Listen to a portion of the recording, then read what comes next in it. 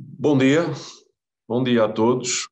Muito obrigado aos participantes que aderiram a esta iniciativa da Abreu Advogados e da ANIPLA, a Associação Nacional dos Industriais de Proteção das Plantas. Muito obrigado aos oradores que vão, com as suas comunicações, enriquecer este evento realizado pela ANIPLA e pela Abreu Advogados em parceria, para este tema relacionado com o Ano Internacional da Sanidade Vegetal que estamos a assinalar. Estamos a chegar ao final deste ano civil, mas o tema continuará atual hoje e no próximo ano, porque a questão da sanidade vegetal, como sabemos, é um assunto de extrema importância, quer para toda a agricultura, quer para toda a indústria que gira à volta da agricultura e, obviamente, para melhorar a produção alimentar para a população mundial. Para esta tão importante conversa, estamos com um painel relevante de oradores que passo a apresentar. A senhora engenheira Ana Paula Carvalho, subdiretora-geral da Direção-Geral da Alimentação e Veterinária.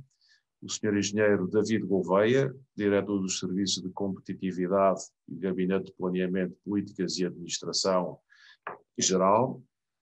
A senhora engenheira Ana Cristina Mota, diretora de Produção e Operações da Quinta Nova, uma empresa do Grupo Amorim. O senhor engenheiro Richard Boriani, que é o responsável pelos assuntos públicos, ciência e de sustentabilidade da Bayer Crop Science, e representante da Comissão de Agricultura Sustentável da ANIPLA.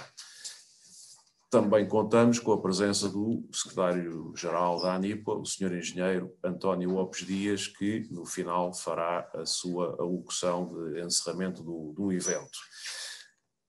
Antes de começarmos a nossa conversa, entendemos por bem passar um vídeo que foi preparado e divulgado pelas Nações Unidas sobre o tema deste webinar, que consideramos bastante atual e pertinente, para recordar a importância a todos das questões que hoje debatemos.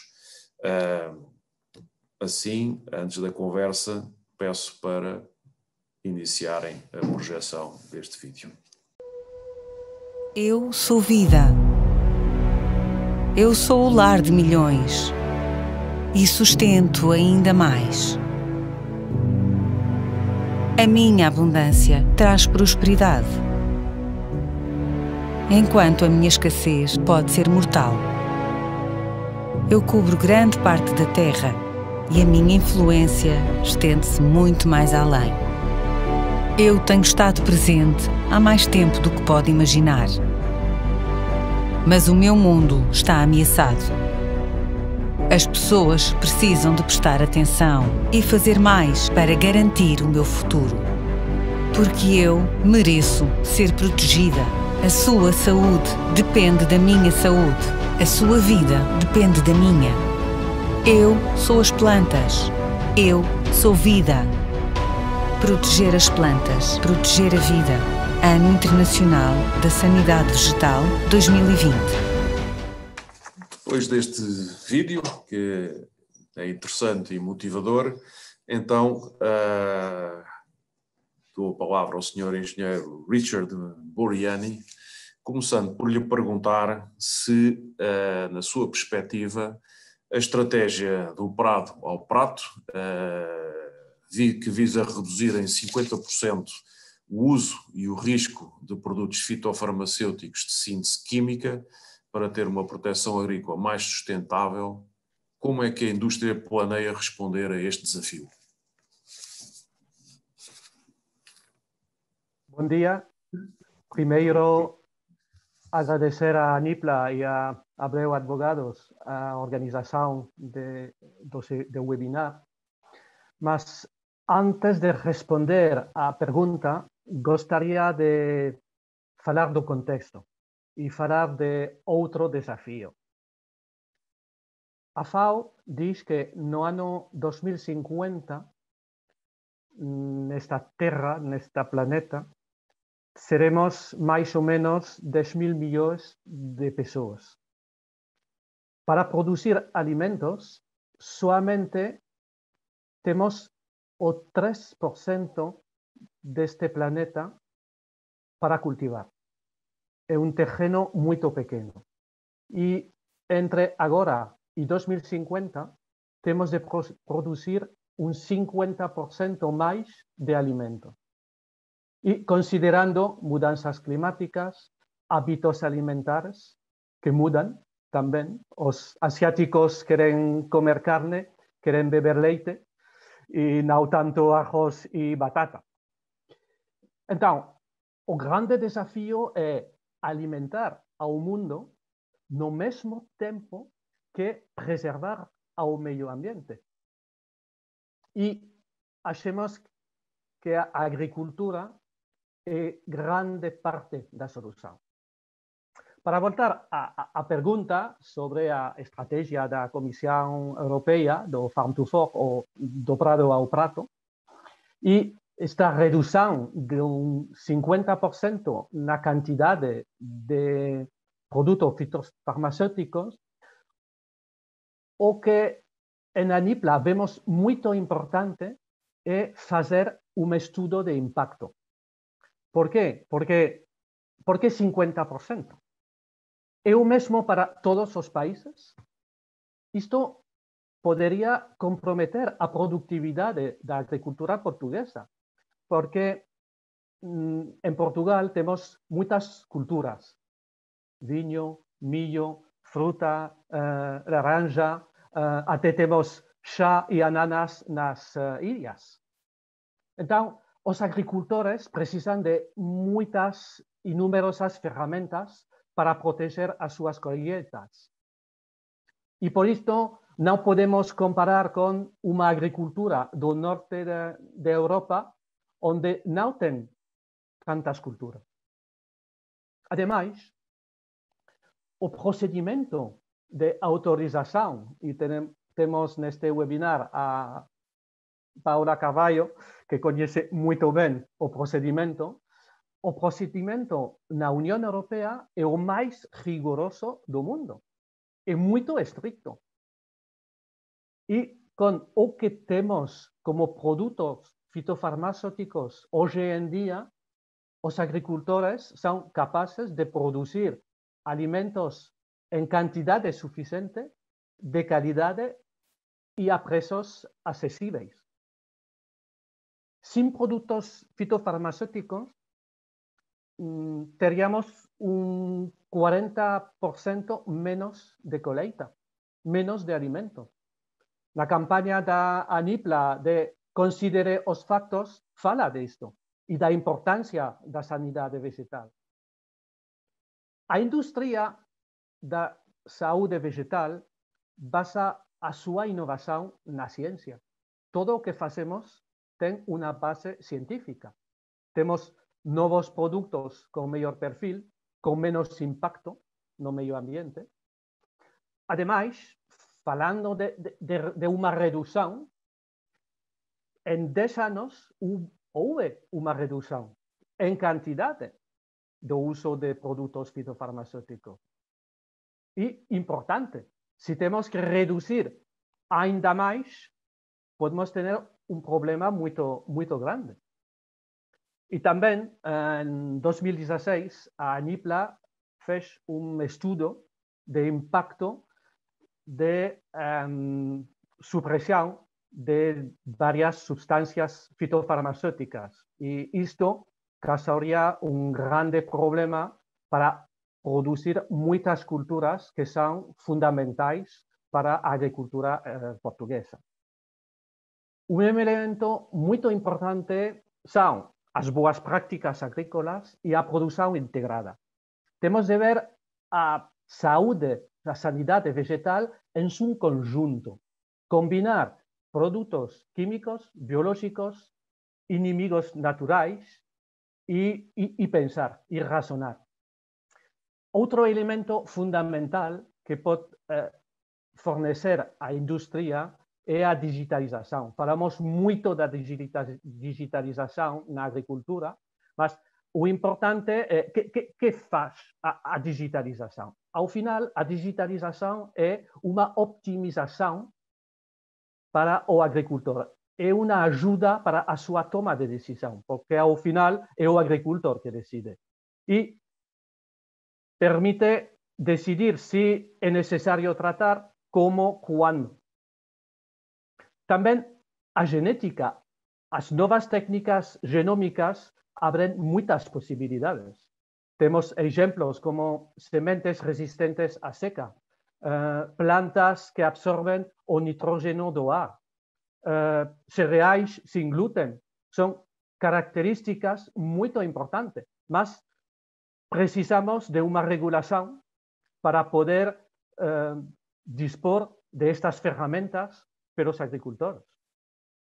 Ao final, e para concluir, a indústria, a sua inovação basa-se na ciência, basa-se na digitalização, basa-se na tecnologia, mas também precisamos de uma regulação adequada para que os agricultores disponham de umas ferramentas que são necessárias para seguir com uma agricultura portuguesa competitiva.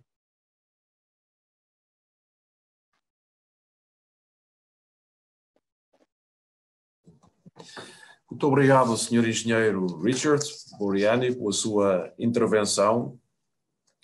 E passava agora a palavra à Sra. Engenheira Ana Cristina Mota, que tem bastante experiência prática nesta área de atividade, e gostava de lhe dirigir também umas perguntas, provavelmente para motivar a sua apresentação. O paradigma da missão da agricultura sabemos que está a mudar. O do agricultor também. A sustentabilidade e a agricultura não podem ser dissociadas. Produzir melhor é uma opção, usando menos recursos, isso é um desafio atual. Como é que isso é posto em prática no âmbito do conceito da sustentabilidade na vossa empresa? Muito bom dia a todos, bom dia aos meus colegas oradores, muito obrigada à Abreu, advogados e à Nipla. O Richard já falou aqui uma parte substancial das questões e até já deu algumas respostas. Efetivamente, vamos aflorar o tema e em termos de sustentabilidade, nós na Quinta Nova e agora na Tabuadela também, no Dão, também estamos no Dão, não conseguimos dissociar a sustentabilidade e limitá-la apenas às técnicas agrícolas. Portanto, nós verticalizamos a sustentabilidade. O que é que nós fazemos? Portanto, trabalhamos a sustentabilidade vitícola, onde aplicamos algumas técnicas de granjeio. Começamos por, cada vez que temos uma parcela de vinha, estamos perante uma situação, temos que efetuar uma plantação, fazemos um estudo geológico e hidrogeológico da parcela para perceber efetivamente o que é que temos. Algumas técnicas que já usamos há alguns anos, posso enumerar, promovemos o enrelvamento natural desde sempre, portanto, isto ajuda-nos muito com o enrelvamento natural, não compete em nada com as nossas videiras e ajuda-nos a criar ali um habitat natural para todos os auxiliares. Em termos de viticultura no Douro, trabalhamos também uma parte significativa já à medida que vamos reconvertendo as vinhas, patamares apenas de um bardo, onde nos permite, com uma capinadeira, controlar as infestantes dos taludes. Outra coisa que já fazemos há muito tempo também é apenas fazemos tratamentos curativos, não trabalhamos tratamentos preventivos. Nós temos toda a propriedade num esquema de produção integrada, uma parte, cerca de 10% em biológico, e este ano vamos avançar com a biodinâmica. Já era para ser o ano passado, na campanha anterior, mas a pandemia não nos permitiu. Portanto, fazemos apenas tratamentos curativos e temos rega em quase todas as nossas vinhas, mas também só regamos quando a planta manifesta stress hídrico. Nós queremos produzir uvas de extrema qualidade e, portanto, esse aporte que queremos que as uvas tragam para os nossos vinhos tem que ser com uma produção também bastante controlada. Estamos a adaptar algumas técnicas para que as plantas possam resistir melhor, algumas técnicas ancestrais que antigamente eram utilizadas, deixamos de usar, passamos a fazer amparas e despontas. Nós já deixamos há 6 anos de fazer despontas, fazemos em rola para manter uma canópia maior, mais folhas, mais massa verde a trabalhar para os nossos cachos. Isto basicamente em termos vitícolas, agrícolas, na vinha é o que fazemos. Depois temos uma sustentabilidade ambiental ou de ecossistema, em que em toda a propriedade também temos muitos turistas, muitas visitas, temos um hotel, trabalhamos todo o paisagismo com plantas autóctones da região que não requerem água e que fazem uma cobertura do solo e que também ajudam a que os auxiliares se mantenham por perto. Portanto, é fácil trabalhar alfazemas, rosmaninhos, juníperos, que são plantas que não dão muito trabalho após a plantação, não querem muita manutenção, estão sempre verdes, dão flores, estão sempre bonitas. Temos bastantes linhas de água onde fomentamos, não limpamos, fomentamos e plantamos medronheiros, sobreiros, loureiros, em que temos ali um habitat natural para diversos mamíferos. Temos lebres, coelhos, temos javali, temos uma série de coisas. Mantemos também os matos mediterrâneos, porque é ali que temos aves. Nós temos a sobrevoar a propriedade com muita frequência falcões, águias de asa redonda, águia real. É nesses nichos de matos mediterrâneos que elas nidificam. Portanto, depois em termos de, ainda dentro do ambiental, fazemos 100% da reciclagem. Tudo o que é cartão e plástico enfardamos e entregamos, tudo o que é vidro juntamos e vamos lá buscar à quinta. Fazemos dos resíduos orgânicos, fazemos compostagem. Portanto, tentamos fazer um reaproveitamento de todos os processos. Não podemos dissociar também a sustentabilidade económica. Portanto, tudo isto é bonito, mas é preciso também ganhar dinheiro. Portanto, a produção de uvas é controlada. Nós o que tentamos é trazer uma mais-valia. As nossas produções são menos do que a média, são inferiores à média da região. O que nós tentamos é trazer valor acrescentado para dentro da garrafa. Portanto, os vinhos têm que ter qualidade para ser vendidos a um preço mais elevado e é aí que também vamos, no fundo, gerar valor e ter valor acrescentado, porque a fazer muito e barato não é esse o caminho, nem é esse o negócio, nem é possível com as condições que temos hoje. E depois temos também uma sustentabilidade económica que para mim é muito importante, que é pensar nas pessoas. Nós temos equipas polivalentes, temos equipas a quem damos formação contínua, trabalhamos dentro do grupo, o grupo dá-nos essa possibilidade relativamente à concorrência, termos salários 10 a 15% superiores à concorrência. Mantemos um refeitório aberto, que também é uma questão social e as pessoas ficam muito agradadas com isso. Temos prémios de desempenho, damos um subsídio escolar e trabalhamos ainda com uma associação sem fundos lucrativos, que é a Barros de Ouro, que ajuda meninos desfavorecidos, bons alunos na região do Douro, desfavorecidos, que não têm possibilidades económicas para seguir para a universidade, e nós damos um apoio muito forte também a essa associação. Portanto, no fundo, sustentabilidade tem que ser sustentabilidade em tudo, não pode ser só a sustentabilidade agrícola, sendo que hoje aqui é o nosso foco, não é? Muito obrigado. Também tinha aqui por essa, enfim, apresentação e explicação detalhada sobre as práticas da agricultura sustentável que preconizam e que praticam na empresa, mas tinha aqui também outra questão que nos foi colocada, e que passa que é a seguinte: neste ano em que a FAO assinala a importância da sanidade vegetal, reconhecida como fundamental para a continuidade e disponibilidade da produção de alimentos seguros, a estratégia do Prado ao Prato vem estabelecer o objetivo de uma redução do uso e do risco de produtos fitofarmacêuticos até 50% em 2030.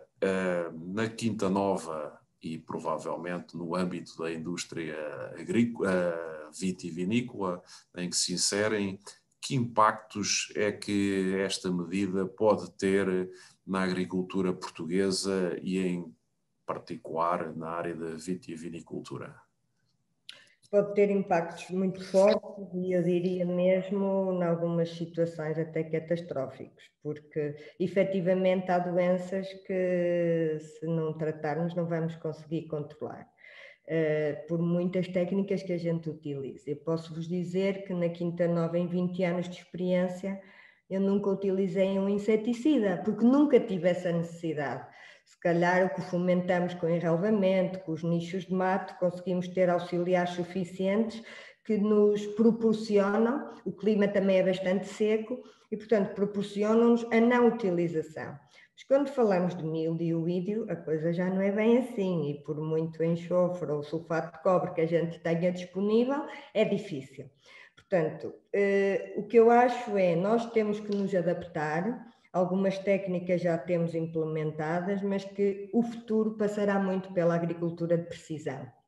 Nós temos que trabalhar com estações meteorológicas rigorosas, onde todos os dias consultamos os dados, sabemos se houve ou não condições para infecção e não arriscar fazer tratamentos só porque sim. Isso já não se usa, isso já não é tema de conversa hoje em dia.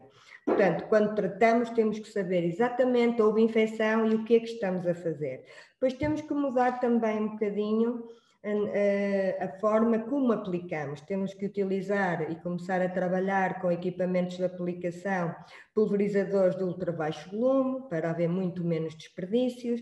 Temos que utilizar painéis recuperadores de calda, e aí não temos desperdícios também.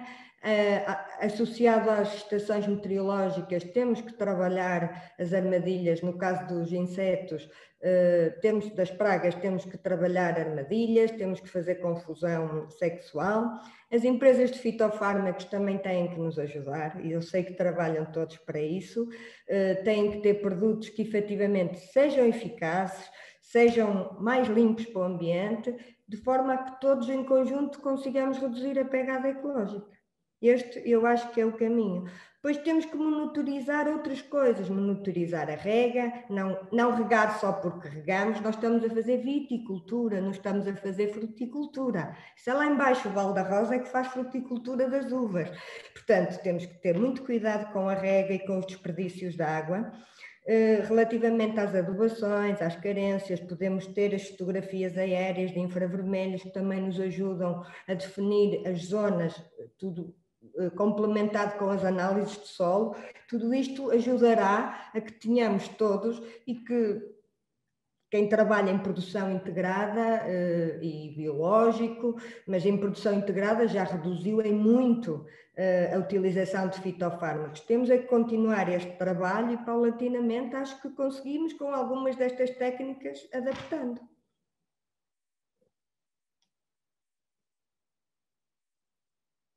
Não estou a ouvir. Tinha aqui uma outra questão para si, senhora engenheira, que tem a ver com as escolhas dos consumidores que vão mudando ao longo do tempo e que se vão tornando mais exigentes ao nível da sustentabilidade dos produtos que adquirem. E esse é um desafio, penso que é grande para as empresas e grande também para a Quinta Nova. Como é que adaptam, ou que estratégias têm para adaptar a vossa agricultura, os vossos produtos às mudanças climáticas e atender à demanda dos consumidores por alimentos saudáveis? Que ferramentas é que o Grupo Amorim aplica para responder a essas exigências dos seus clientes que poderão tornar-se cada vez maiores e, ao mesmo tempo, prover às necessidades da produção. Sim, portanto, nós, aliado a tudo o que já falei para trás, nós neste momento estamos realmente muito preocupados porque as alterações climáticas são nítidas, existem, não é uma coisa hipotética.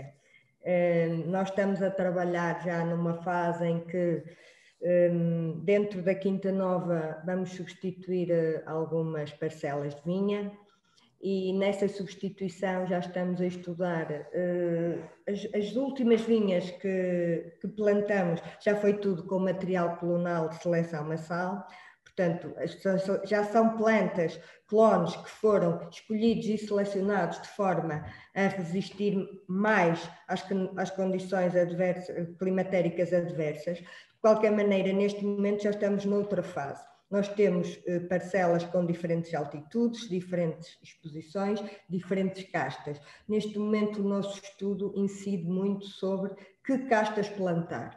Estamos com um leque de uma boa meia dúzia delas em cima da mesa, algumas do Douro, outras que nem sequer são castas do Douro. Por exemplo, posso-vos falar do Jaiá e do Alfrocheiro, que é do Dão, e que nós estamos a pensar levar para o Douro, porque, nomeadamente, o Jaiá é uma casta que tem uma película bastante grossa e que é provável que resista bastante ao calor. Estamos também a pensar investir noutras parcelas mais em altitude, porque nós temos muitas parcerias com fornecedores de uva e todos eles são parceiros que têm vinhas em altitude, de maneira que consigam colmatar a nossa falta de produção na propriedade que tem uma altitude demasiado baixa. Viemos investir no Dão, numa outra propriedade, porque as técnicas são diferentes, o clima é diferente e não conseguimos já crescer na Quinta Nova, mas conseguimos diversificar o negócio partindo para outras regiões.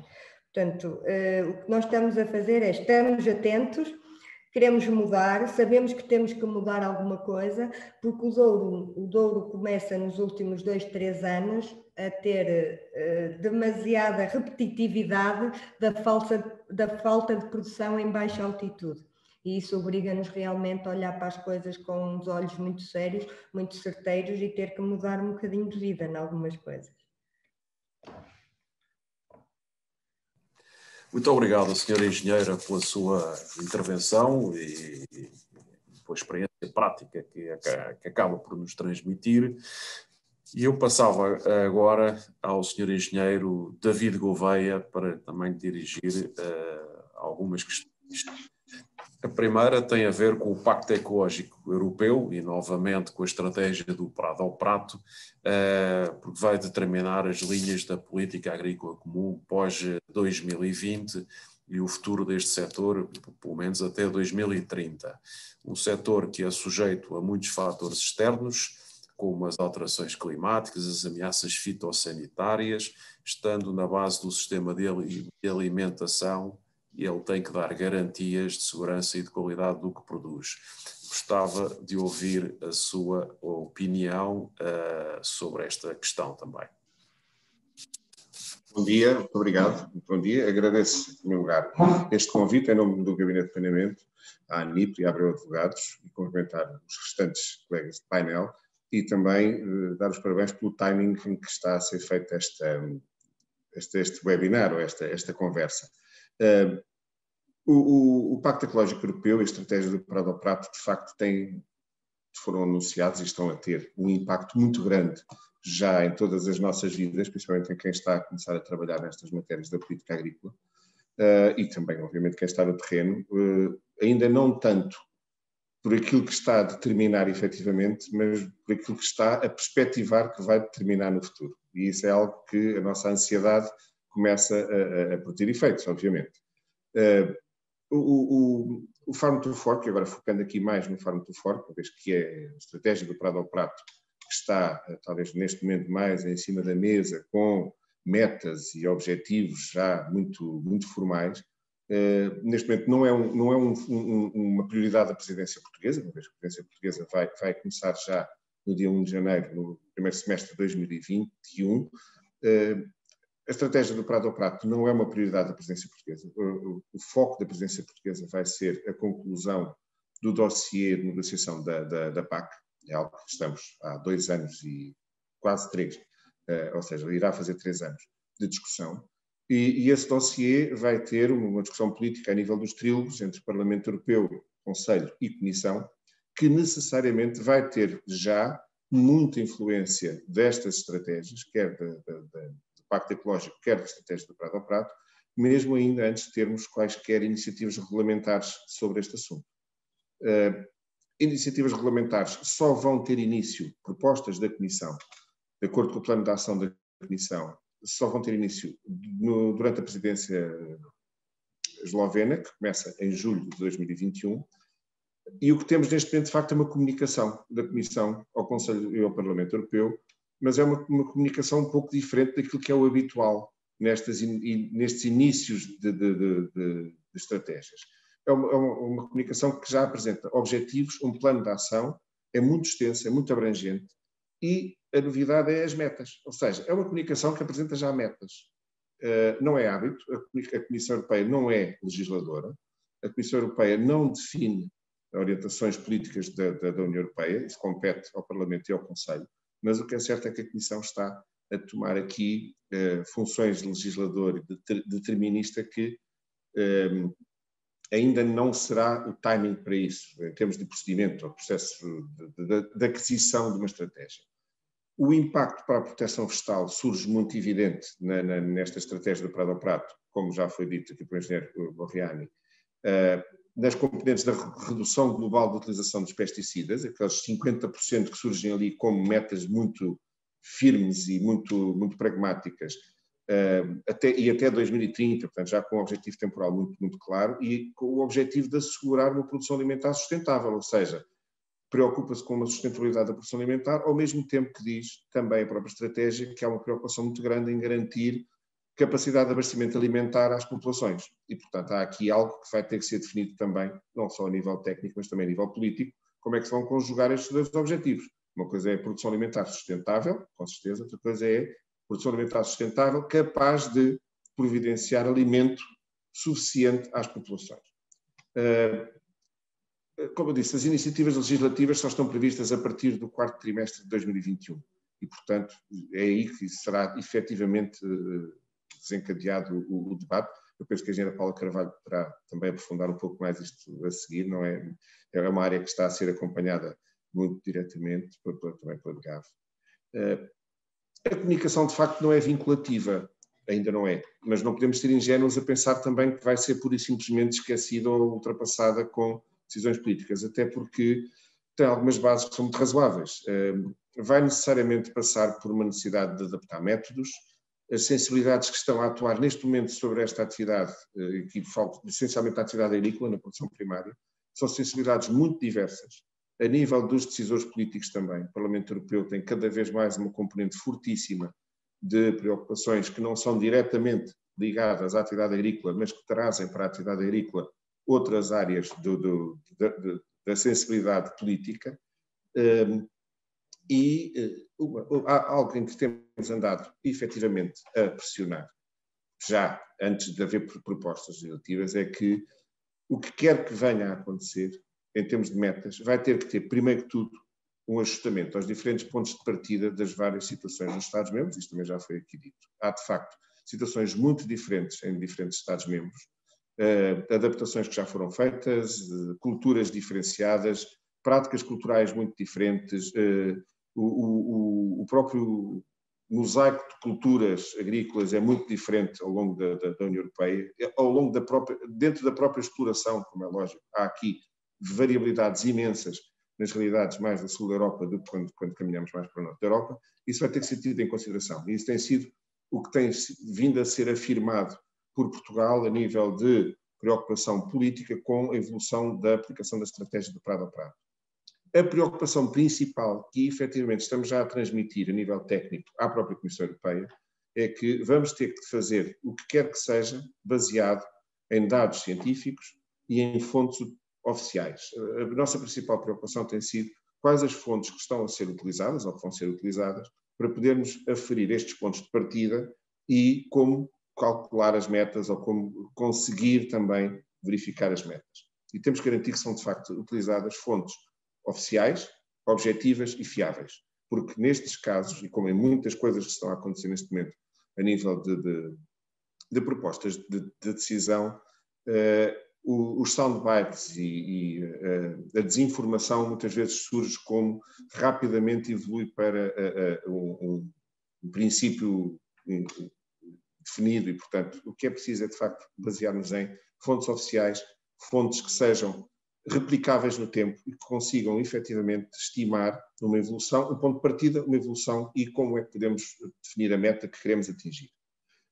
Por outro lado, também estamos a transmitir à Comissão Europeia que a integração do que quer que venham a ser as metas, ou as quantificações das metas, quer do Pacto Ecológico, quer do Prado ao Prato, na programação do futuro quadro de apoio, neste caso vai ser consolidado num plano estratégico da PAC a aplicar para o Estado-membro e que está a ser já programado nos vários Estados-membros, uma vez que temos que o apresentar a tempo de entrar em vigor a 1 de janeiro de 2023, que o que quer que venha a ser efetivamente o resultado da estratégia do Prado ao Prato ou do Pacto Ecológico, apenas seja introduzido nas decisões de programação depois de haver bases legislativas efetivas, ou seja, depois de haver regulamentos que definam o que quer que venha a ser definido e a partir daí é que teremos que adequar os pactos, os nossos planos estratégicos a essas metas e esses objetivos.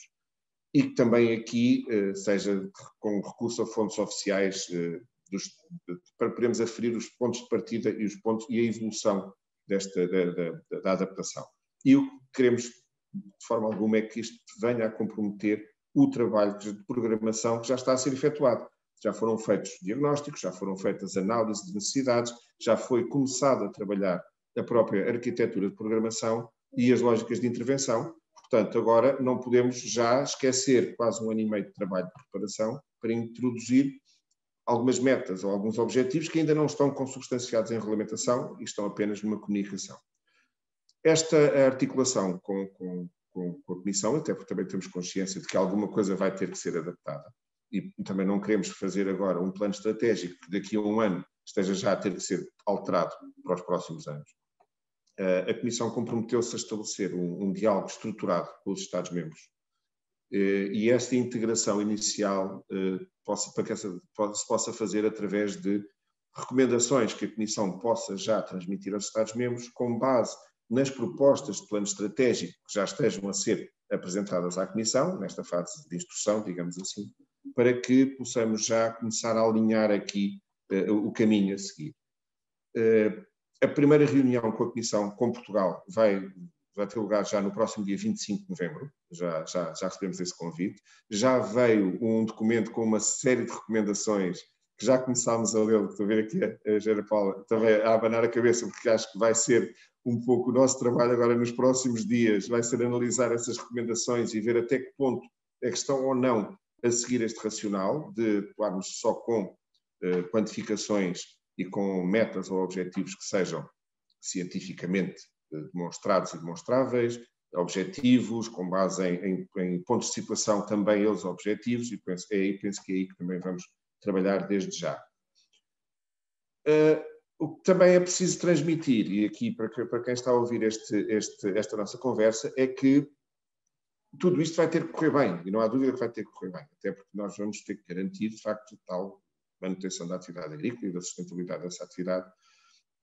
E uma das realidades que temos vindo a assistir e a sentir no contacto com a Comissão Europeia, por exemplo, e não só, mas fundamentalmente com a Comissão, é que há um reconhecimento muito evidente do esforço que em Portugal já foi feito em termos de adaptação.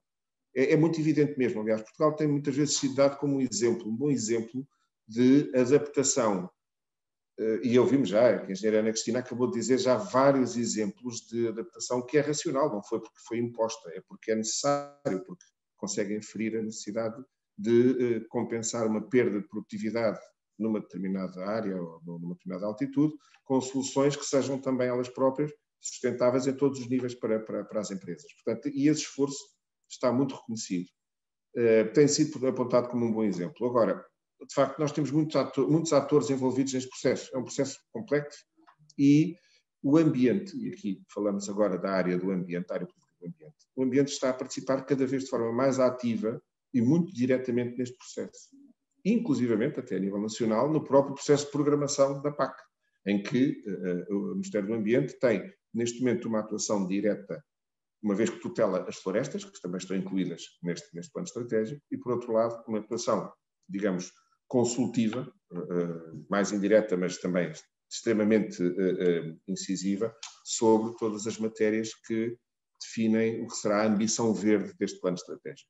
Portanto, é aqui preciso também perceber que há aqui várias sensibilidades envolvidas. Há os consumidores, os cidadãos, porque nem todos os cidadãos serão consumidores, enfim, que vão implicar, primeiro de tudo, um compromisso e depois equilíbrio e também, isto é algo que fica aqui também uma mensagem de sensibilidade para isso, também é preciso saber fazer comunicação eficaz, porque esta comunicação nem sempre atravessa todos os canais e muitas vezes, e nós sentimos isso até aqui a trabalhar no Ministério, muitas vezes a comunicação que surge é uma comunicação para dentro, uma comunicação que está a ser feita ou para os decisores políticos das áreas específicas em que, como é lógico, são os canais mais diretos, ou para as áreas técnicas que já estão mais que sensibilizadas para estas preocupações e para estas questões, e muitas vezes é esquecido os outros canais de comunicação, até porque cada vez mais as sensibilidades estão a ser impostas.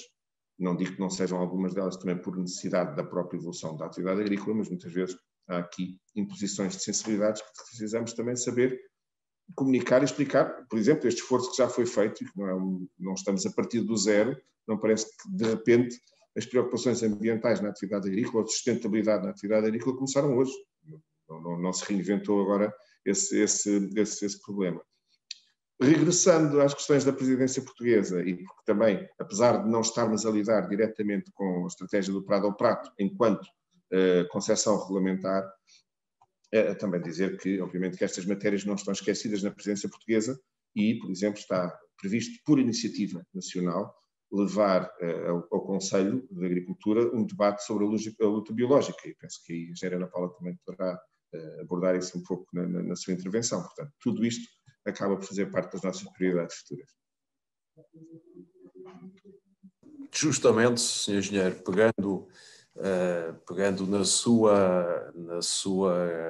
na parte da sua comunicação relacionada com a agricultura portuguesa e partindo do princípio, e roda a certeza de que os nossos ouvintes estão todos ligados à agricultura em Portugal, perguntava-lhe também que impacto é que se prevê que todas estas medidas, sobretudo na área da sanidade vegetal e em contraponto também com as questões ambientais, podem ter no desenvolvimento da agricultura portuguesa, sabendo que este setor é um setor muito relevante na nossa economia e ao longo deste ano tem provado inequivocamente essa sua relevância e neste período de crise sanitária.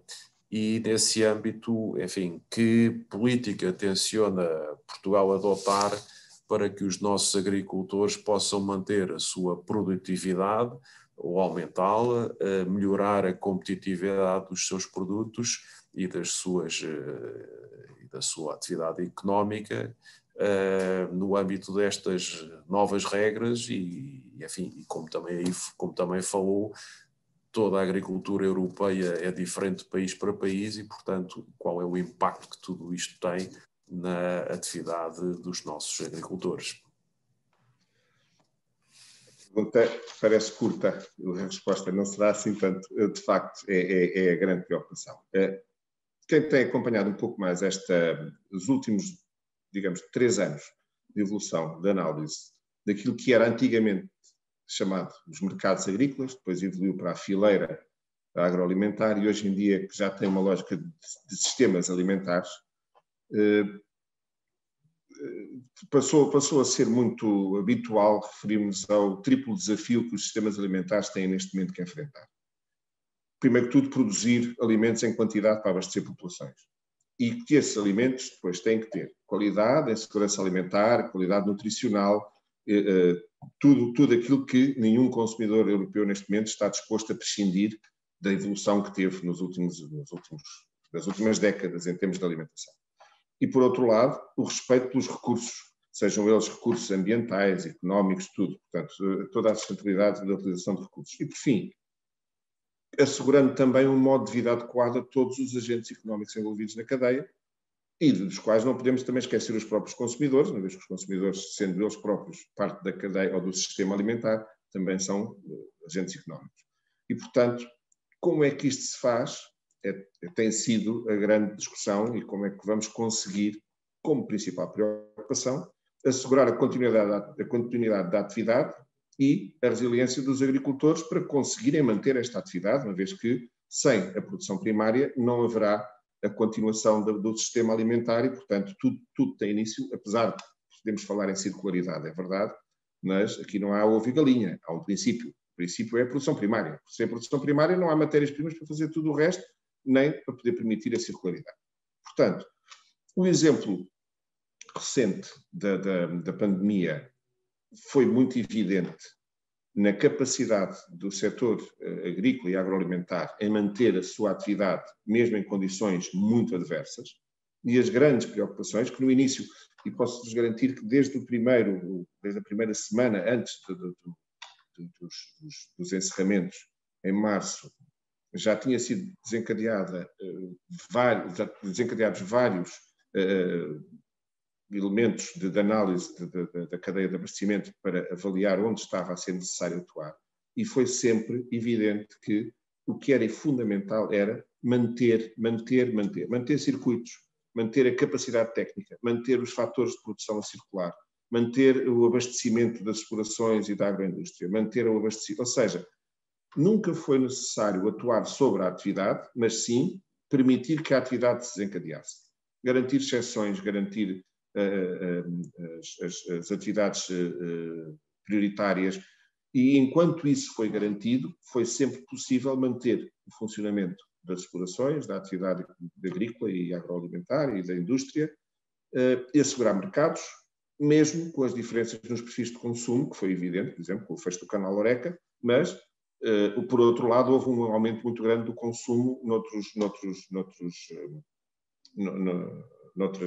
destinos dos circuitos. Portanto, isto mostrou que realmente uma das grandes preocupações em termos de atuação sobre o sistema alimentar é deixar o sistema alimentar funcionar. E aí é criar condições para que se mantenha em funcionamento.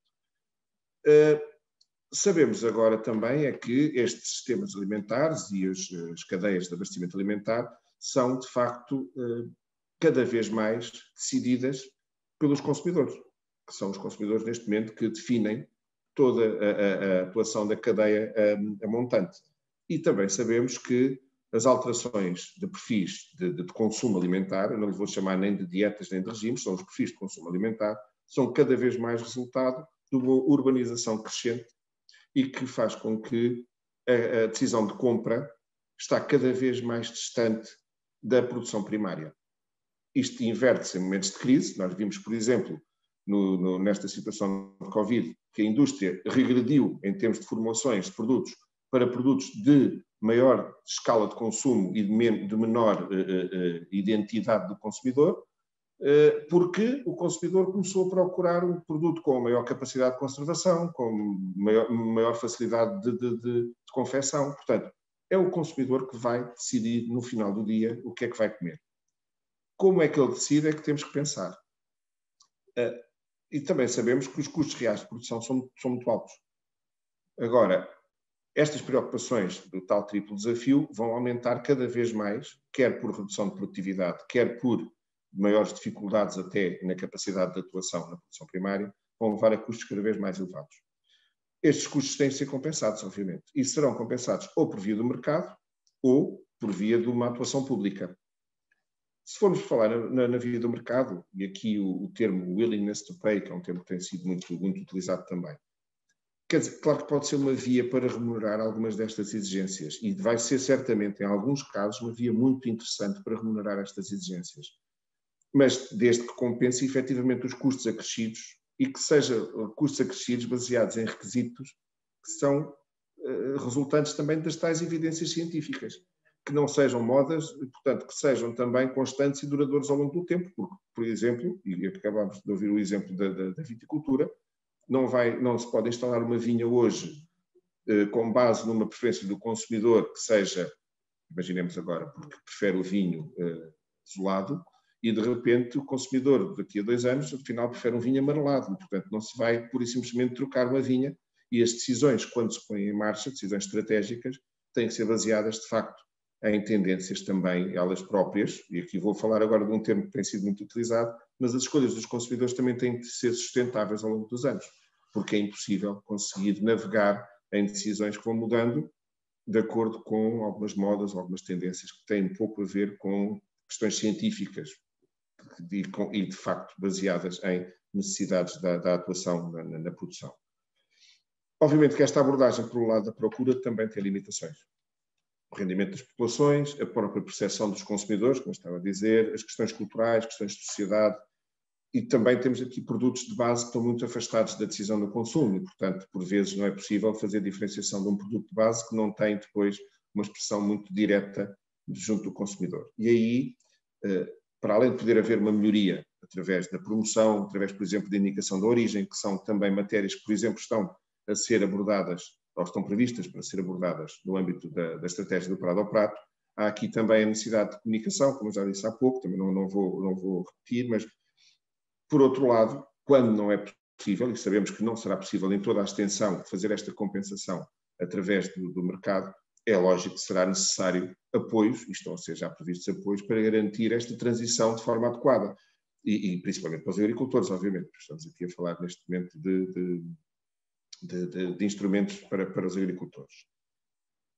Por exemplo, numa lógica, e agora falando já no próximo quadro de programação e naquilo que está em preparação para o plano estratégico, sabemos que para a competitividade é o investimento. E o investimento vai atuar sobre novas instalações ou novas explorações. E esse investimento já vai ter em conta esta necessidade de o que quer que venha a ser, de novo, respeitar estes novos requisitos, e o investimento terá isso em conta, e o apoio ao investimento também terá isso em conta. Mas, por vezes, a adaptação das explorações já existentes não é uma questão de investimento, antes pelo contrário. Não lhe vou chamar de desinvestimento, ou pelo menos não será um investimento não produtivo. E essa necessidade de adequação poderá vir a ser incluída num instrumento que vai ser introduzido pela primeira vez neste futuro plano estratégico, que são os ecorregimes, que são uma componente do apoio direto, que vai estar, uma componente verde, chamemos assim, do apoio direto, que vai substituir o atual greening e que vai passar a ser práticas, mal comparando, serão medidas agroambientais, mas de gestão anual, e que serão práticas que vão ter que trazer aqui algo de novo em termos ambientais, de novo em termos de medidas, de instrumentos de apoio, não de novo em termos de práticas, mas que vão também exigir de nós e do setor a identificação destas práticas que possam ser, obviamente também têm que ser quantificáveis, objetivas, controláveis, mas que passarão não por compromissos plurianuais, mas por práticas de gestão anualizada e de verificação anual do cumprimento desses requisitos. Está em equação, e porque sabemos que há de facto esta necessidade de adaptação de forma generalizada em termos da prática da atividade agrícola, está em equação a criação de uma medida de largo espectro, que será um ecorregime de largo espectro, não será específico para o setor A, B ou C, nem será para a prática X ou Y, mas sim para abranger o maior número possível de atividades e de culturas e de explorações. Será uma medida de gestão anual, será voluntária para o agricultor, ainda que estes ecorregimes sejam obrigatórios para o Estado-membro, e aqui, por exemplo, ainda não está sequer totalmente estabilizado qual vai ser o nível mínimo para o Estado-membro em termos de envelope orçamental de pagamentos diretos que vai ter que ser atribuído a estes ecorregimes. o Conselho definiu 20% e o Parlamento propõe 30% do total dos envelopamentos diretos. É um dos pontos que está neste momento em discussão nos trílogos. Portanto, não sabemos qual vai ser o nível de exigência orçamental para o Estado-membro, mas sabemos já que as medidas vão ser voluntárias para os agricultores. O que está em causa neste momento e o que está a ser avaliado é, e ouvimos já aqui falar do impacto que a Prodi tem nestas matérias, e a Prodi, de facto, é a medida que neste momento, o apoio à Prodi, é a medida que mais se adequa ao ajustamento a questões que tenham a ver com a utilização de produtos de proteção de plantas ou com os fitofármacos em particular. Mas o que verificamos é que a base, ou a baseline, ou os requisitos legais estão a aumentar de tal forma que se estão a aproximar muito daquilo que é a atual produção integrada. Temos regras de produção integrada. E está-se a aproximar de tal maneira que é muito difícil depois criar um apoio que vá compensar custos acrescidos resultantes da prática, face aos requisitos legais. E, portanto, o que se está a pensar é adaptar a atual produção integrada, em termos de regras da produção integrada, adaptar a estas exigências acrescidas que estão também a ser equacionadas e adaptar também a medida de apoio à produção integrada a essa transição, à necessidade de transição. Por exemplo, podendo transitar uma parte dos requisitos da produção integrada que passem para a baseline, ou para os mínimos legais, para a condicionalidade, enfim, em termos de verificação do cumprimento, e o que for mais exigente, então, transitar e enquadrar para o ecorregime, o tal ecorregime de largo espectro, aquilo que se poderá chamar, nós em termos internos estamos a começar a chamar-lhe Prodi Plus, mas poderá vir a ter outro nome. É isto que está a ser em termos de conjunto global, independentemente depois de haver outras medidas também agroambientais que possam adequar-se mais especificamente a situações particulares. Por exemplo, no caso das hortofrutícolas também será mantido o quadro de programas operacionais e poderá vir a ter também ali, especificamente para o setor hortofrutícola e para as organizações de produtores, medidas que também vão ser um pouco mais adequadas a casos específicos ou culturas específicas. No caso do vinho também poderá vir a ser equacionado este tipo de medidas adaptativas, por exemplo, até no investimento ou na reestruturação, algumas, não digo condicionantes, mas pelo menos preocupações com as castas a utilizar e que tipo de material genético poderá vir a ser adequado para uma instalação ou para uma reestruturação de vinha. Portanto, tudo isso vai ser enquadrado no plano estratégico. Só para terminar, porque estamos neste momento a preparar a conclusão, já na transição de quadros, e porque em 2021 já estaremos a utilizar o novo quadro financeiro, e 2021 e 2022 serão anos de transição, está já decidido e definido por nível do Ministério que irão reabrir todas as medidas agroambientais do atual PDR, com exceção do uso eficiente da água e da produção integrada, portanto, abrir para novos compromissos, com exceção do uso eficiente da água e da Prodi. No caso da Prodi, não faria sentido estar agora a abrir para compromissos plurianuais, sabendo que há até a necessidade de rever as próprias regras da produção integrada, já estão tão próximas da baseline que será necessário fazer uma reapreciação, e também há a questão orçamental, uma vez que é uma medida que tem uma utilização orçamental muito vasta em termos de FEADER, mas vai ser possível, nestas duas, no uso eficiente da água e na produção integrada, haver troca de compromissos, por aquilo que venha a ser a necessidade de haver essa troca entre agricultores. Portanto, neste momento é o quadro que temos em termos de preparação e em breve penso que teremos mais informação de arquitetura e de propostas de medidas mais concretas e acho que nos próximos tempos vamos ter aqui desenvolvimentos muito importantes sobre estas matérias. Sr. Engenheiro, muito obrigado pela sua intervenção muito informativa e conhecedora e abrangente nestas matérias, que enriquecem muito estes debates. E agora passaria também à intervenção da Sra. Engenheira Ana Paula Carvalho para conhecer a perspectiva que a Direção-Geral da Alimentação e Veterinária tem sobre estas matérias e que aqui estamos a debater. Começava, de facto, por dirigir uma questão e enquadrá-la. neste momento, o que sabemos é que num contexto de alterações climáticas, onde a FAO estima que a produção agrícola tenha de aumentar 60% até 2050 para alimentar toda a população mundial, e que as pragas e as doenças também sejam responsáveis por perdas muito elevadas, na ordem dos 40%, sabendo também, porque há números e há informação, de que a Europa tem perdido muito investimento, talento e conhecimento nestas áreas, com a retirada de substâncias ativas do mercado e com a progressiva diminuição de soluções para a proteção das culturas, o que traz, obviamente, problemas de competitividade, de qualidade, mas também, sobretudo, problemas técnicos relativos à proteção das plantas. No ano em que se celebra a sanidade vegetal, pensamos todos que é essencial perceber como é que Portugal poderá salvaguardar a produção agrícola nacional neste quadro, e quando muitas substâncias ativas estão a ser retiradas e não têm substitutos ou alternativas, e quando assistimos a um aparecimento, crescente de novas pragas.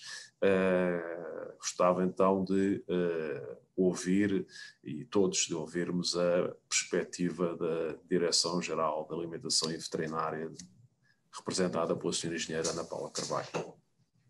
Muito bom dia a todos, obrigada pela iniciativa, e é sempre muito bom estar num webinar que celebra o Ano Internacional da Sanidade Vegetal, que estamos a celebrar este ano e que vai ser prolongado para 2021, dada a situação pandémica mundial relativamente à Covid. Relativamente a essa questão, de facto, eu queria aqui referir um ponto de partida muito importante, que me parece bastante importante. Não há agricultura sustentável, não há mundo rural, não existe suprimento alimentar sem agricultores com o necessário rendimento e sustentabilidade. A própria comunicação da Comissão, no que diz respeito à estratégia Farm to Fork, refere expressamente que o rendimento médio de um agricultor europeu é inferior ao rendimento médio de um trabalhador médio europeu. E, portanto, isto é um aspecto extremamente importante, porque sem agricultores com o necessário rendimento não há mundo rural e não há agricultura. E, portanto, nem podemos sequer falar em sustentabilidade agrícola. Relativamente aos indicadores, e o meu colega David já se falou um pouco nisso, os indicadores que estão expressos na comunicação da Comissão relativamente à estratégia Farm to Fork, e vou cingir-me apenas aos 2 indicadores que têm a ver com a aplicação e o uso de produtos fitofarmacêuticos, referem efetivamente a um objetivo global de redução do uso até 2030 de produtos fitofarmacêuticos, e acresce também a redução em 50% do uso dos produtos fitofarmacêuticos de maior risco.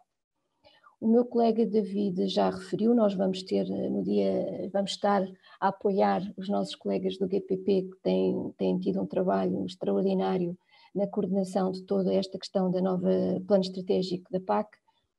Recebemos já uma documentação da Comissão e, de facto, é com agrado que vemos nesse próprio documento o reconhecimento pela própria Comissão da situação distinta de Portugal. E eu passo a recitar alguns aspectos que estão no próprio documento que a Comissão reconhece. As vendas de produtos fitofarmacêuticos em 2018 foram de 8.000 toneladas. Nós reduzimos, se pensarmos 2002, por exemplo, tínhamos mais de 17.500 toneladas de vendas no nosso país. Reportando-nos a valores mais próximos, ou seja, isto significa uma redução de mais de 54%. De acordo com as estatísticas da Eurostat, e nem todos os países notificaram as suas estatísticas, mas no universo dos países que as notificaram, Portugal surge como o país que mais redução teve em termos de utilização de produtos fitofarmacêuticos, mais de 40%. Portanto, isto é uma realidade e que a Comissão, no documento que já nos enviou para discussão, está expresso nesse próprio documento. Outra questão que tem a ver com a redução do risco da utilização de produtos fitofarmacêuticos de maior risco. E cito também este próprio documento que a Comissão elaborou, que vai discutir connosco. De 2011 a 2018, Portugal reduziu em 34% o uso de produtos de maior risco, enquanto que a média da União Europeia foi de 17%. Isto são, de facto, valores notáveis, aliado à situação muito particular do nosso país e na generalidade dos países do Sul, em que já tivemos a oportunidade aqui de referir pelos meus antecessores que temos uma enorme diversidade de culturas, temos um enorme risco em termos de prospecção e em termos de risco fitossanitário, estamos sujeitos a um número elevado de risco. Aliás, há mapas de risco que foram feitos para várias doenças e pragas, em que põem Portugal na luz vermelha, em red light, porque efetivamente as nossas condições, quer em termos de diversidade de culturas, quer em termos de condições climáticas, colocam-nos numa situação de maior risco face à grande parte dos países da União Europeia e sobretudo aos países do Norte, que não estão sujeitos a tanta pressão em termos de riscos de entradas de pragas e doenças. De facto, estes dados, e nós temos esperança que sejam considerados naquilo que a Comissão nos vai exigir em termos da nossa PAC, em termos daquilo que nós vamos ter que aplicar a nível nacional. Consideramos que efetivamente estas metas da Comissão poderão ser metas globais, não metas a nível nacional, e cada país terá que contribuir atendendo à realidade e aos pontos de partida reais de cada país. E os dados são reais, são dados estatísticos nacionais fornecidos pelas autoridades oficiais nacionais e analisados pela própria Comissão Europeia. Portanto, a Comissão analisa estes dados e os indicadores de risco saem também de uma análise feita pela própria Comissão Europeia. Portanto, dito isto, nós efetivamente esperamos que sejam tidas em conta estas situações a nível da aplicação desta estratégia Farm to Fork, no sentido de ser tido em conta a realidade nacional, e aqui de facto tem sido feito um esforço enorme, quer por parte dos agricultores, e tivemos o exemplo da Quinta Nova, que nos deu excelentes exemplos da forma como estão a produzir vinho de qualidade em Portugal, mas muitos milhares de agricultores em todo o país estão a fazer o mesmo esforço, e de facto isso percebe-se nos dados que estamos a obter. De qualquer forma, há aqui também, isto é um enquadramento inicial da nossa realidade, mas temos mais que fazer, temos muito mais ainda que fazer, temos que atuar na prevenção, e aí, em termos da função dos serviços oficiais, e falo pela Direção-Geral de Alimentação e Veterinária, enquanto Autoridade Fitossanitária Nacional, atuamos em 3 grandes áreas da prevenção. Preocupa-nos a entrada de pragas e doenças que possam perigar a sustentabilidade dos nossos agricultores, e não estamos a falar só na parte de pragas e doenças que afetam a agricultura, mas também a floresta e também os ambientes naturais. Temos situações, e todos puderam assistir, por exemplo, à praga que foi das palmeiras, que praticamente desapareceram as palmeiras a nível nacional, devido à introdução de um escaravelho exótico. E, portanto, uma das nossas grandes objetivos, já que não temos possibilidade a DGAV de dotar a agricultura nacional de substâncias ativas, porque não somos indústria para isso, somos os avaliadores, temos 3 frentes de atuação em termos de prevenção. Atuamos na inspeção de fronteira, temos inspeção fitossanitária em todos os aeroportos marítimos, em todos os portos marítimos e aeroportos nacionais, em que fazemos inspeção diária a um conjunto bastante elevado de mercadorias que são de risco fitossanitário, e dou-vos, por exemplo, exemplos a nível, muito recentemente, várias interseções, e o nosso trabalho de prospecção e de inspeção de fronteira é um trabalho comum a todos os países da União Europeia. Portanto, todos os países da União Europeia trabalham ativamente na proteção das fronteiras europeias relativamente à inspeção, e este tipo de inspeção foi alargado significativamente com a nova legislação comunitária em matéria de regime fitossanitário, em que atualmente a maior parte, a quase totalidade dos vegetais passam a ser sujeitos à inspeção fitossanitária, coisa que não acontecia antes de 2018, peço desculpa, e, portanto, há um trabalho muito mais intenso em termos de prospecção de fronteira, com resultados que se estão a ver em termos de estatísticas das interseções de organismos nocivos e rejeições de remessas infestadas com organismos de quarentena, e estamos assim a prevenir a sua entrada no território da União. Por outro lado, temos todo um serviço de inspeção de plantas, de viveiros e de certificação de sementes. Falou-se também aqui na importância do melhoramento de plantas, e eu falo aqui também na importância da garantia da qualidade sanitária das plantas e das sementes. E podemos dizer que em Portugal, por exemplo, certificamos e controlamos mais de 25 milhões de plantas e largas toneladas de semente que são oficialmente certificadas, e, portanto, é uma forma que o agricultor tem de prevenir a entrada de doenças na sua exploração, é recorrer a plantas e sementes devidamente controladas.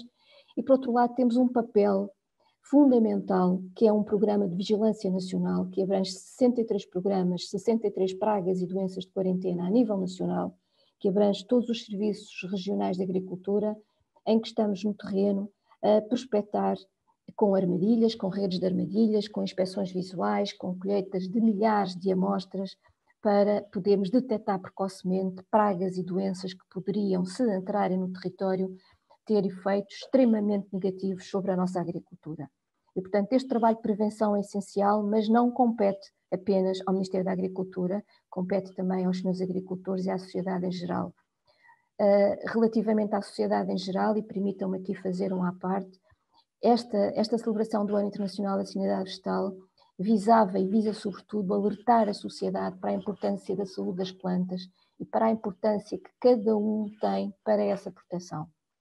Não compete apenas ao agricultor, não compete apenas aos serviços oficiais, compete a cada um de nós a ter o seu papel ativo na prevenção da entrada de doenças e pragas, e sobretudo algo que é muito importante e que também se já falou, é a necessidade do cidadão comum perceber perfeitamente e entender porque é que o agricultor tem que aplicar um inseticida, tem que aplicar um fungicida.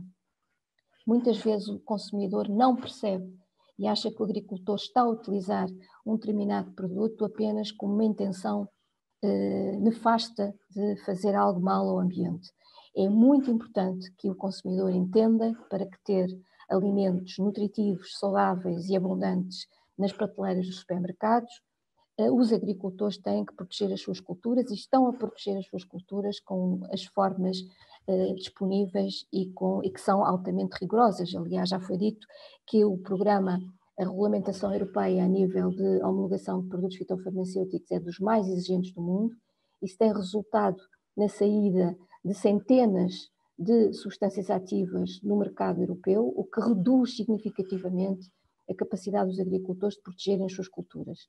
E, portanto, nós não conseguimos entender quando há uma lista cada vez mais reduzida de substâncias ativas e de produtos fitofarmacêuticos no mercado, ainda existem grandes cadeias de distribuição que, para além das listas oficiais aprovadas pela DGAV, e que se estão lá aprovadas é porque foram avaliadas e porque têm análise de risco e têm condições de mitigação de risco, e o agricultor deve aplicar essas medidas de mitigação de risco, não entendemos como determinadas cadeias ainda criam listas ainda mais restritas e limites máximos de resíduos ainda muito mais inferiores aos limites legais estabelecidos pelas autoridades competentes, e falamos aqui na ciência, os limites máximos de resíduos estabelecidos a nível comunitário são validados pela EFSA, são estudados pela EFSA, são estudados pelas autoridades competentes nacionais que os avaliam e, portanto, são estabelecidos com base em grandes critérios e que defendem e previnem e defendem efetivamente a segurança do alimento e a defesa das populações mais vulneráveis, que são o risco é sempre analisado tendo em conta os grupos populacionais mais vulneráveis. E, portanto, não conseguimos entender como é que, apesar de tudo isto, ainda há restrições adicionais que limitam os próprios agricultores. Estamos a falar em todos os modos de produção, não estamos apenas a falar na agricultura de proteção integrada, que é a agricultura que hoje se faz, mas em todos os outros modos de produção, limita bastante a capacidade do agricultor de proteger as suas culturas e reduz, obviamente, o seu rendimento e a sua capacidade de sustentabilidade e de manutenção dos territórios rurais. Só para finalizar, porque temos ainda muito mais que penso que e temos que dar também oportunidade às questões, eu gostaria também aqui de referir que nós estamos em termos de presidência portuguesa, temos dois grandes assuntos que vamos debater no âmbito da sanidade vegetal na presidência portuguesa, que se vai iniciar a 1 de janeiro de 2021. Como o meu colega já disse, por iniciativa de Portugal, vamos iniciar um debate sobre os agentes de controle biológico. Temos que encontrar meios alternativos de luta, é a realidade europeia, não há retorno da possibilidade de voltarmos a ter o universo de substâncias ativas que tínhamos, a inovação nesta área é limitada, não há, se virmos o que está no pipeline, é muito reduzido relativamente àquilo que tem saído e, portanto, é preciso investir e a Comissão vai dar milhões de euros no investimento, esperemos que desses milhões de euros de investimento, muitos milhões sejam para a área da proteção das culturas. Portanto, na nossa presidência vamos iniciar um debate relativamente aos métodos alternativos de luta, a par com os produtos fitofarmacêuticos, biopesticidas e os agentes de controle biológico, que ainda não têm nenhuma abordagem global e harmonizada a nível comunitário. Por outro lado, está previsto já, e já está na agenda de um Conselho de Ministros da Agricultura de março, em que já temos um ponto de agenda em que vamos debater com todos os Ministros da Agricultura e com a Comissão Europeia a capacidade de os governos estarem preparados para combater emergências fitossanitárias e de que forma podemos enfrentar emergências fitossanitárias e ajudar os nossos agricultores nesse sentido. Portanto, este tema está agendado na reunião de março do Conselho de Ministros e, portanto, de facto, naquilo que nos compete, o meu colega referiu que a estratégia Farm to Fork não vai haver iniciativas legislativas da Comissão na nossa presidência e, portanto, não as podemos tratar, mas vamos trabalhar ativamente para dar uma projeção política e estratégica à proteção das culturas e à importância que os agricultores têm e o apoio que devem ter para continuarem a ser sustentáveis e manter a tal agricultura sustentável europeia e, sobretudo, no nosso país. Senhora Engenheira, muito obrigada pela sua também muito interessante perspectiva e informação. Recebemos aqui uma última questão que lhe é dirigida a si e dado que o nosso tempo tem avançado muito rapidamente, permitia-me fazer apelo à sua capacidade de síntese. É sempre difícil fazer esse pedido, mas o tempo é escasso. E recebemos aqui uma última questão que passa pela estratégia europeia do Green Deal, que foca diversos elementos, entre os quais a digitalização e a inovação para fomentar uma produção agrícola mais sustentável e mais competitiva. A DGAV, como é que pretende integrar estes elementos da inovação, da digitalização sobretudo, de uma forma prática a nível nacional, para que os agricultores possam ter um apoio e um acesso mais eficaz a essas orientações? Bom, vou ser o mais sintética possível, portanto, nós queremos apostar muito na transferência de informação, portanto, gostaríamos de ter um Serviço Nacional de Aviso Agrícola renovado, que pudesse dar aos agricultores informação sobre as melhores técnicas de controle das suas pragas e doenças e fazer a emissão de avisos para estarem alerta nas suas regiões relativamente àquilo que são ameaças fitossanitárias. Estamos a trabalhar numa plataforma que irá permitir também, em termos de toda a gestão da inspeção fitossanitária, que possa estar também disponível para podermos fazer análise de risco. Estamos a falar aqui de organismos de quarentena e podermos estar mais preparados para os combater. Por outro lado, gostaríamos também que fosse aberta a discussão, e está também prevista, em termos de tecnologia de aplicação de produtos fitofarmacêuticos, pensarmos na tecnologia drone. A tecnologia drone atualmente é proibida a nível da União Europeia, porque a União Europeia considera a aplicação por drone como uma aplicação aérea e as aplicações aéreas estão por definição proibidas, há apenas exceções. Há muito que fazer ainda nos estudos que permitiriam a utilização do drone para uma aplicação mais dirigida e mais precisa de produtos fitofarmacêuticos, e penso que aí era uma área extremamente importante de podermos concretizar, ter ter esse enquadramento e as normas para que se pudesse utilizar a tecnologia drone. E, por fim, muito rapidamente, a parte do melhoramento de plantas.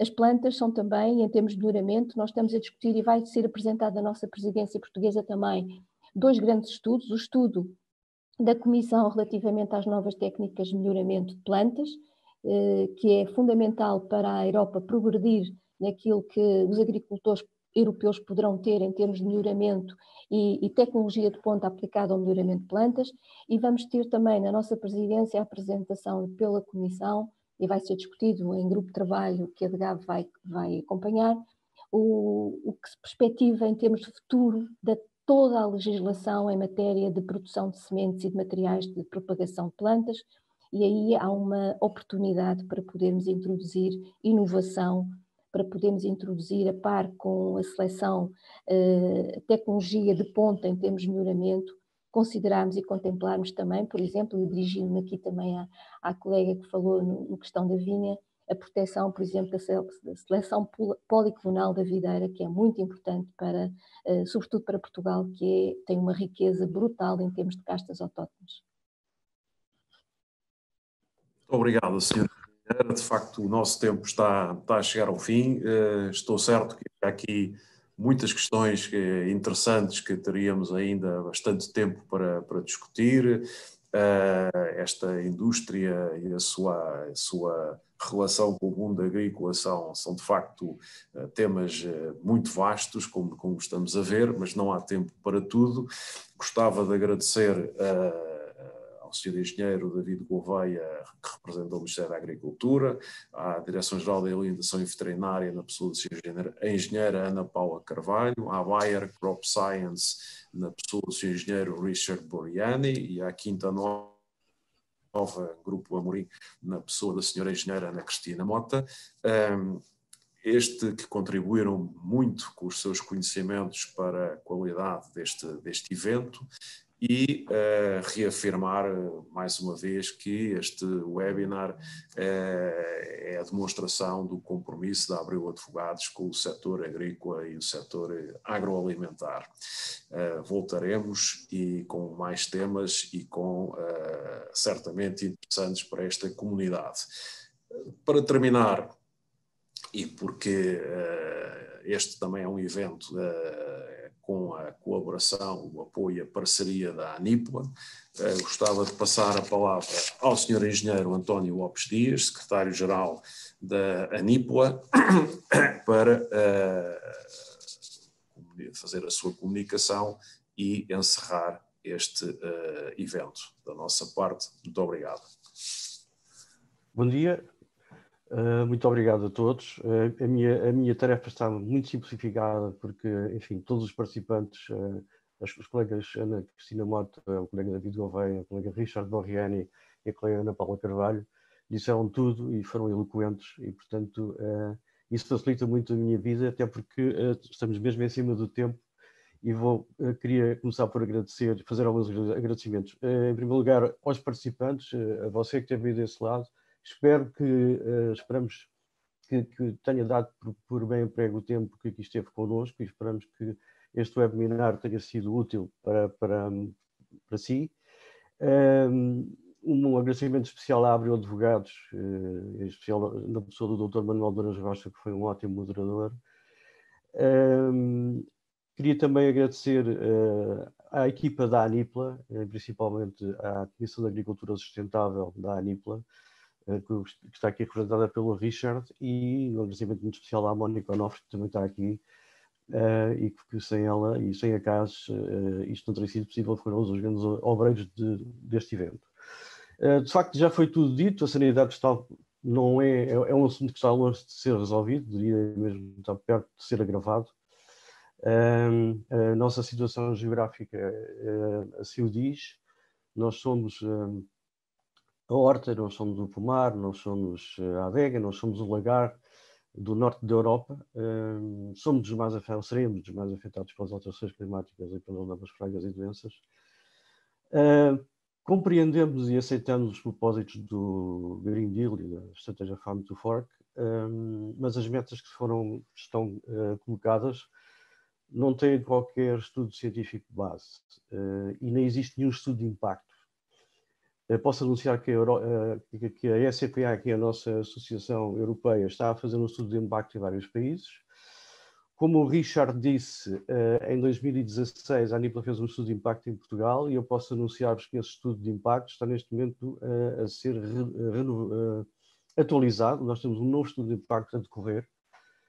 Esperamos até ao final do ano ter resultados desse novo estudo de impacto, que irá ser uma ferramenta de comunicação muito forte, pensamos nós, para o futuro, os futuros meses e anos, se calhar.